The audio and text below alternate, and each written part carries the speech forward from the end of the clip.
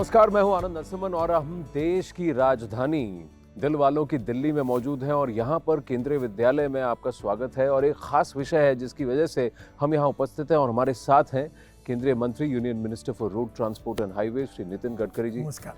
नितिन जी, आभार। Thank you. ये विषय जो है ये सबसे ज्यादा आपके दिल के करीब है, सड़क सुरक्षा अभियान। इसका दूसरा शीर्ष हम शुरू कर रहे हैं, जरा बताइए क्यों। एक तो मेरा 2004 में एक्सीडेंट हुआ था। मेरी पूरी फैमिली एक्सीडेंट में काफ़ी बाल बाल बच गई। मेरा पैर 4 जगह टूटा है, उसमें स्टील रॉड डाला हुआ है और मैं समझ सकता हूँ कि एक्सीडेंट होने के बाद क्या बीतती है। ये किसी के ऊपर नहीं बीतनी चाहिए।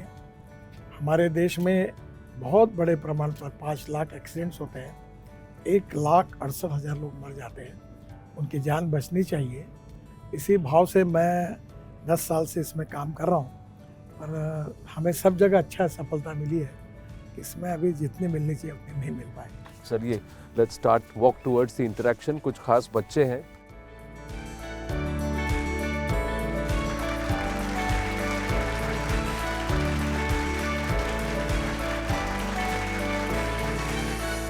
देखिए, एक बहुत खास मुद्दा है जिस पर हम बात करना चाहते हैं और सड़क सुरक्षा अभियान 2024 इसका शीर्ष है या इसका ध्येय है संवेदना। और इसके अंदर 4 स हैं। स से कई सारे स हैं जिस पर हम मंत्री जी से बात करेंगे। उनका तो मैं आपको तारुफ करा दूं, समबडी जिनके लिए देश में हर कोई एक जगह से जुड़ जाए, कनेक्टिविटी इनका ध्येय है। And that's what he's been doing. Please, a big round of applause for the Union Minister for Road Transport and Highways, Shri Nitin Gadkari ji. अब इसमें इंटरेस्टिंग बात यह है कि आप सब केंद्रीय विद्यालय के स्टूडेंट्स हैं, बड़े शार्प और स्मार्ट दिख रहे हैं। पॉइंट यह है, पहले कहते थे रोड खराब है इसीलिए हम डेथ्स हो रही हैं, एक्सीडेंट्स हो रही हैं। अब मंत्री जी ऐसा हो रहा है कि सड़कें फर्स्ट क्लास हो गई, पर 2022 के नंबर थोड़े चौंकाने वाले हैं। 1,68,000 के करीब मृत्यु, 4,61,000 के करीब एक्सीडेंट्स, रोड एक्सीडेंट्स। और दिल्ली जो है as a city it tops the number of accidents and fatalities. ये क्यों है? देखिए, हमारे देश में अभी एक ये बात सच है कि एक्सीडेंट में बढ़ोतरी हुई है। हर साल 5 लाख एक्सीडेंट होते हैं। जो 1.5 लाख मौतें थी अब 1,68,000 हुई है और करीब 3 लाख लोगों के हाथ पैर टूट जाते हैं। कोई दंगे में, कोई लड़ाई में, कोई कोविड में जितने नहीं मरते उतने एक्सीडेंट में मरते हैं। और दुर्भाग्य यह है कि 18 से 35 वयोगट में 65% यंग लड़के का मृत्यु होता है। और स्कूल में आने का कारण यह है कि स्कूल से निकलने के बाद क्रॉस करते समय दौड़ धूप में 31,000 एक्सीडेंट होते हैं और 30,000 बच्चों की उसमें मौत होती है। और इसलिए स्वाभाविक रूप से ये जो लड़के अभी शायद स्कूल में 16 साल के ऊपर भी पहुँचे होंगे और 16 साल के ऊपर जो है उनको अब हम ड्राइविंग लाइसेंस देते हैं। मैंने ही शुरू किया है कि ये बच्चे इलेक्ट्रिक स्कूटर पर आए, इलेक्ट्रिक साइकिल पर आए, तो अब इनको लाइसेंस भी दे रहे हैं, पर हेलमेट पहनना चाहिए और स्कूटर चलाते समय मोबाइल पर बात नहीं करनी चाहिए। सिग्नल्स दिखता है उसको रिस्पेक्ट करना चाहिए, रुकना चाहिए। कार में अगर माता पिता के साथ बैठते हैं तो सामने तो बेल्ट लगाना चाहिए, पीछे में भी बेल्ट लगाना हमने आवश्यक किया है। ये लोग जाके गाड़ी में बैठेंगे तो अपने माता और पिताजी को भी कहेंगे। सर, क्योंकि आप इन सबके साथ हैं तो हमारी बातचीत कम और आपकी और इनकी बातचीत ज्यादा करते हैं। सर, हमने एक काम किया है, आपके लिए कुछ क्वेश्चंस बनाए जो मैं चाहता हूँ आप इनसे एक छोटा एक क्विक क्विज होता है। मैं आपको ये 2 क्यू कार्ड देता हूँ, ये प्रश्न है, आप उनसे पूछिएगा और जो जवाब देगा हाथ उठाकर जवाब देंगे। जवाब आपको देना है, प्रश्न सर पूछेंगे। तो पहला, दूसरा, ऐसे 5 सवाल हैं, आप पूछिए। पहला सवाल है कि अगर हमें अपने आगे चल रहे वाहन को ओवरटेक करना हो तो हम किस साइड से ओवरटेक करना चाहिए, बताइए। सर राइट साइड से। तो ये जो आपने बात कही कि भाई ये राइट तरफ से करना चाहिए, तो ये सही जवाब है। और थोड़ा सा लेन डिसिप्लिन के साथ अगर इसका पालन होगा तो 50% एक्सीडेंट कम हो जाएंगे। एक Second दूसरा question. सवाल है, जी। आपने देखा होगा कि हम गाड़ी में सीट बेल्ट लगाते हैं। ये बताइए कि सीट बेल्ट लगाना क्यों ज़रूरी है? कौन बताएगा? हाँ, आप आखिरी में। हाँ। आप बेटा आप। कि जब हम सीट बेल्ट लगाते हैं तो हमारे एक्सीडेंट के चांसेस 90% कम हो जाते हैं। मतलब बेसिकली मेन रीज़न यही होता है कि सीट बेल्ट लगाने से हमारी जान बहुत बच जाती है एज़ कंपैरिज़न अगर हम लोग लापरवाही से सीट बेल्ट ना लगाएँ तो। ये आप हवाई जहाज़ में बैठे सब लोग। जब ऊपर में काफ़ी क्लाइमेट बदल जाता है और हवाई जहाज़ हलता है, तो कभी-कभी आप अगर सीट बेल्ट नहीं लगाओ तो आप एकदम ऐसे गिर जाते हैं। पर सीट बेल्ट लगाने से आप स्टडी रहते हैं। तो यही प्रिंसिपल है कि गाड़ियों में कभी ब्रेक ज़ोर से मारा, तो सामने जाके आपका डैश होने की संभावना है। एक तीसरा सवाल है, हाँ जी। आपने देखा होगा कि सभी तरह के वाहनों में इंडिकेटर्स लगे होते हैं। कितने बच्चों ने देखे हैं? और इस इंडिकेटर्स की ज़रूरत क्यों होती है? मैंने सर ये इंडिकेटर्स देखे हैं, आजकल हर गाड़ी में होते हैं। सर इनकी ज़रूरत बहुत ज़्यादा इसीलिए है आजकल सर, ताकि जो रोड एक्सीडेंट्स हों वो बच सके। पीछे वाली गाड़ी, साइड वाली गाड़ी, उन्हें एक इंडिकेशन मिल सके कि ये गाड़ी किस मोड़ पे टर्न लेगी, वह वहाँ मुड़ सकें। और अन्य जो व्हीकल होते हैं वह अपना रास्ता उसी हिसाब से चुन सकें। देखो, धीरे-धीरे जो लोग कानून के प्रति सम्मान रखेंगे और पालन करेंगे, तो धीरे-धीरे लोगों का बिहेवियर बदल जाएगा और समाज ऐसे ही बदलता है। एक अगला सवाल है, अगर सड़क पर आपके पीछे से कोई इमरजेंसी व्हीकल सायरन बजाते हुए आ रहा हो, तो पुलिस की गाड़ी, फायर ब्रिगेड या एम्बुलेंस की उस समय आपने उसको क्या करना चाहिए?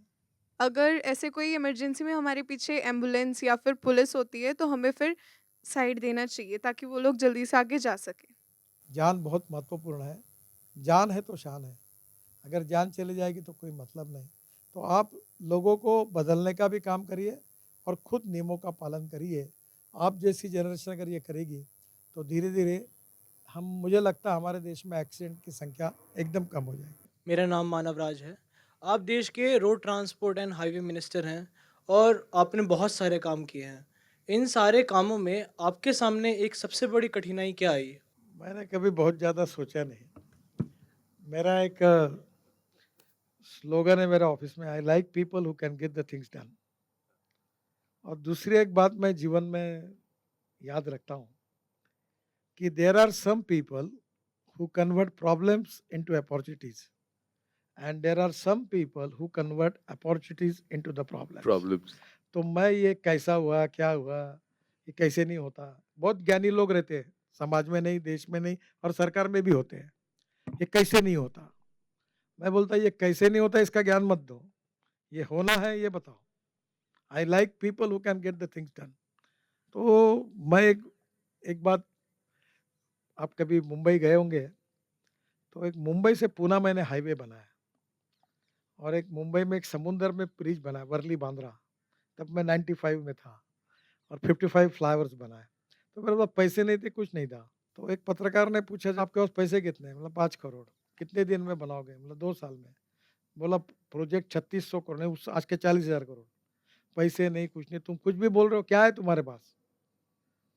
तो मैंने एक नेचुरल जवाब दिया था, if there is a will there is a way and if there is no will there is only survey, discussion, seminar, committee, sub committee and research group.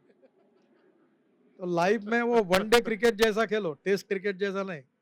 एक आधे बार क्रॉस बैट आई तो भी चलता है, मारो छक्का नहीं तो चौका, या तो आउट होके घर जाओ, समय मत खराब करो। तो ये फिलोसफी पर मैं विश्वास रखता हूँ।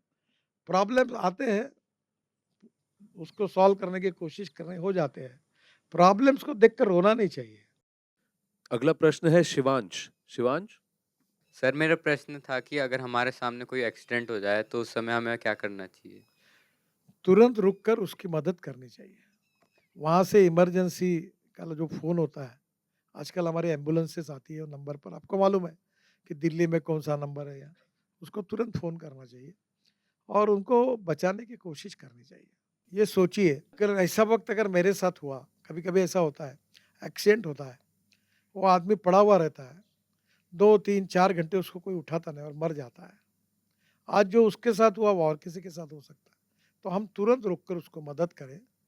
ये बात ज़रूर आप लोगों ने करनी चाहिए। यही मेरे आपसे रिक्वेस्ट है। नमस्ते सर, मेरा नाम रोशनी है। सर मैं पूछना चाहती हूँ कि जब हम हाईवे पर लॉन्ग रूट से ट्रैवल कर रहे हो तब हमें कौन सी बातों का ध्यान रखना चाहिए ताकि हम सुरक्षित रहें? देखिए, आप लोग तो जब खुद गाड़ी चलाओगे तो लेन डिसिप्लिन का पालन करना चाहिए कि हमें ओवरटेक करते समय अगर जो बोर्ड लगे हैं, साइनेज बोर्ड, उसके अनुसार चलना चाहिए। कहीं रुकना है, क्रॉसिंग करना है, ये भी देखना चाहिए।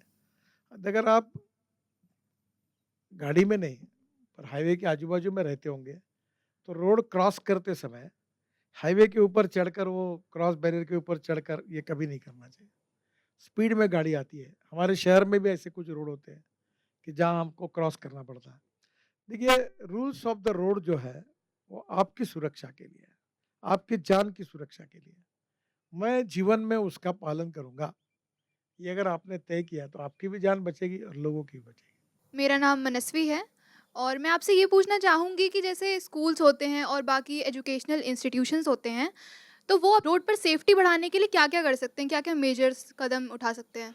तो मुझे लगता है हर स्कूल के पास हम ये करें। अभी जैसे मैं आपको बताता हूँ, हमारे यहाँ फुट ओवर ब्रिजेस होते हैं। तो मैं 10 साल से बोल बोल के हैरान हुआ। वो जीना बनाते ऐसा, कोई वो रोड क्रॉस करने के लिए वो उसके ऊपर कूदी मार के, महिला युवक सब, बूढ़े बाड़े सब ऊपर से कूद के उधर जाते हैं, वो ब्रिज नहीं चढ़ते हैं। तब मैंने उनको कहा कि ऐसा मत करिए, अब ऐसा करिए कि स्लोप बनाकर स्कूटर साइकिल चलाकर ऊपर तक जाए और उधर एक लिफ्ट लगाइए 6 लोगों की, ताकि दिव्यांग हो गए वो लिफ्ट से ऊपर जाइए, जिसको नहीं चढ़ना वो वैसे जाएगा। तो लोगों का ये जो क्रॉसिंग करने की बात होती है, अब मैंने उनको कहा कि हमारे देश में लोगों ऐसी स्वभाव के हैं, आप ये समझते हुए रोड के बीच में जो हमारे बैरियर्स हैं वो इतने ऊपर करिए कि ओलंपिक स्टैंडर्ड के प्लेयर भी कूदने की कोशिश करेंगे तो भी नहीं होना चाहिए, तब वो लोग रुकेंगे। मैं आपको आपके इस कार्यक्रम में आह्वान करूंगा जी। कि जो बड़ी बड़ी स्कूल है ऐसी, तो आप आरटीओ को बुलाकर अपने स्कूल में कैंप करिए और 16 साल के बच्चों को और स्कूल में उनकी एग्ज़ाम लेकर फिर उनको आप लाइसेंस दिलाने का कार्यक्रम करिए। मैंने बहुत आरटीओ को हमारे महाराष्ट्र बाकी जगह सुझाया है कि आप कैंप करो। अब आरटीओ ये करने लगे हैं। Road accident is related with the human behaviour. Human behaviour जब तक बदलेगा नहीं तब तक रोड एक्सीडेंट कम नहीं होगा, और ये बदलने में ये भविष्य के नागरिक हैं। दूसरी बात, ये अपने माँ बाप को, भाई बहन को टोक सकते हैं, ऐसा मत करो। जब छोटा आदमी बताएगा कि ऐसा मत करो तो उसका परिणाम होगा। तो जोरदार तालियां हो जाए नितिन गडकरी जी के लिए। Thank you. आपका बहुत बहुत आभार। Thank you so much. कई सारी इंपॉर्टेंट बातें बताई हैं आपने। मैं आपको सबको आपके उज्जवल भविष्य के लिए बहुत बहुत शुभकामनाएं देता हूँ। God bless you. Thank you very much.